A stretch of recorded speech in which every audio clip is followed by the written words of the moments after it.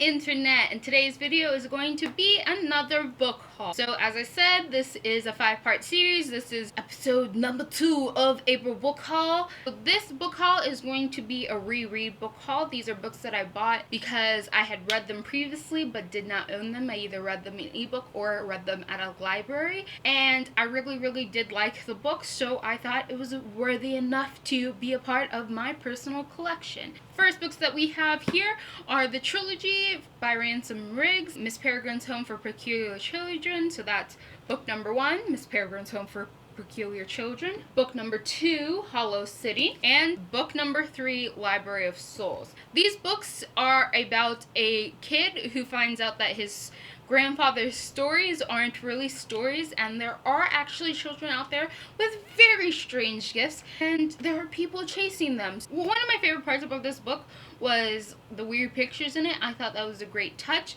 The only thing that I do not like about this book is the fact that it got made into a movie, so they find it necessary to put that stupid sticker on there that says now a major motion picture that's not able to take off. Like, I can't take this stupid thing off. I'm sorry. I don't like this. At least on this case, it's like #1 bestseller. A little more acceptable.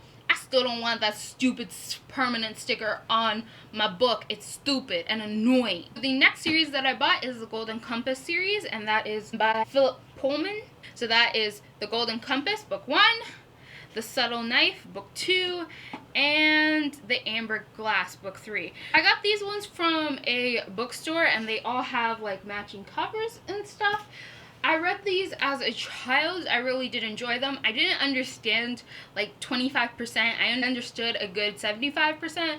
The rest of it went over my head, so I would like to reread these and think about what I think about them now, having understood more and a better critical thinker. I do remember really enjoying these and finding a lot of thoughts going on in them really intriguing. Mainly the thought of the potential a child has versus the potential of an adult, and how that really can screw with the adult mind when they don't have that same potential anymore. I guess adults still have potentials, you know what I mean. I also have these versions that I got this month. I bought these ones first, okay? These ones were being sold at a library. It was getting rid of some of its older books. I got them for like 10 cents a piece, and they didn't have the first one there. Again, I bought them for the same reason that I bought the next series, except these ones came first, and then I saw the next series, and of course I'm a cover whore, so I had to buy this one because just look at how wonderfully creative that one is. I just like this series version the best. And this one has that stupid sticker on it. Let me point in the right direction. It says, now a major motion picture. Fucking dumb. Stop putting these permanent stickers on my books. I don't need to know that information on my book. If I really wanted this in a movie, I would look it up to see if they had a movie of it or were making a movie of it. I don't need that. Stupid. So the next book I have is Walk Two Moons by Sharon Kretsch. This book is about a Native American girl, an Indian American girl. She has that conversation in this book where she loses her mother, and she's telling about her life and how it's very strange of how she came up with all of these ideas about her culture, about her identity, and her trying to figure out how to move on and be herself after her mother. She talks a lot about what it's like to be her, and then how she reacts to different things. I remember liking it because it wasn't something that I really thought of at the time, and it was just a new perspective, and it like I don't know, it just grew my mind in ways I didn't think possible, and I really liked it. Next book that I got is Coriander by Sally Gardner, and this is one of my favorite books. Right after Harry Potter, this book I reread 50 times. I got this one from a library, and I reread it constantly. I would go back and check it out all the time, and this is a Cinderella retelling story.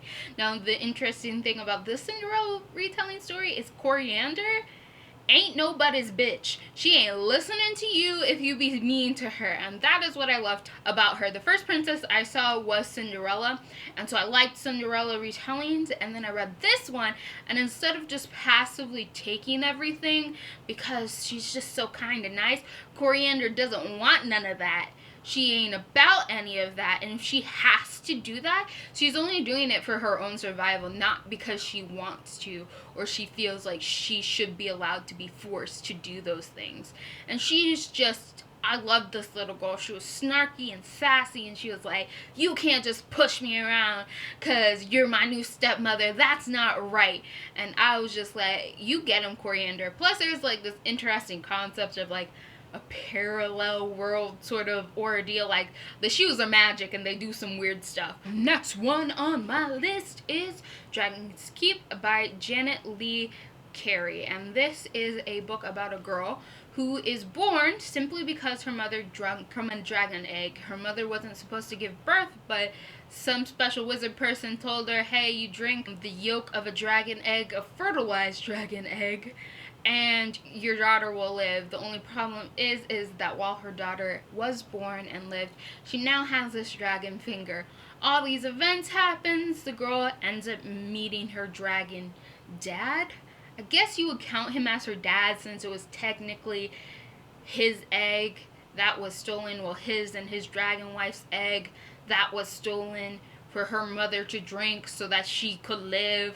So she meets her dragon dad and her dragon siblings, you know, because that's normal. And that spoke to me, of course, because I have a love for dragons, and who wouldn't want a dragon dad?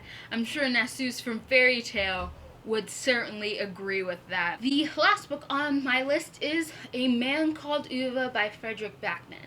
I loved this book. I originally listened to it in audiobook, and if you ever bother picking up this, I would recommend the audiobook. It is fantastic. This follows like an old man who's kind of antisocial and grumpy, and it just tells you about his life and like how he got to this point, and it's just like a fantastic way of integrating backstory with present day, and it's never confusing, and it's just wonderful because Uwe is tired of people. He gets so annoyed at people, and he's like, why are you so dumb? Why can't you do what normal people do? You're supposed to know this. And it's even better when you listen to the audiobook because you can hear his exasperation with other people, and then you can hear other people's exasperation with him when they're like, Uwe, shut up and leave me alone. It's fantastic to listen to. So I bought this simply because I was like, I need it in physical copy. I may never read this copy. I might read it just to see what the experience is like when you read the book, but I definitely suggest listening to the audiobook version. It was the best. It just made me laugh. One of my friends got really concerned, and he was like, why are you laughing like a crazy person? And I was like, because I'm listening to this old man yell at people and call them dumb. And you know what? He's right. These people are dumb. That is it for this book haul. If you like what I'm doing here and you want to continue to see more, click that subscribe button and hit the little bell if you want to be notified every time I come out with a new video. If you like or have read or are interested in any of the books I've listed here, comment down below. Let me know, what were your thoughts on any of these books? Check out the description box if you want to see any of my other social media linkage. And that is it for this video. So, goodbye, internet.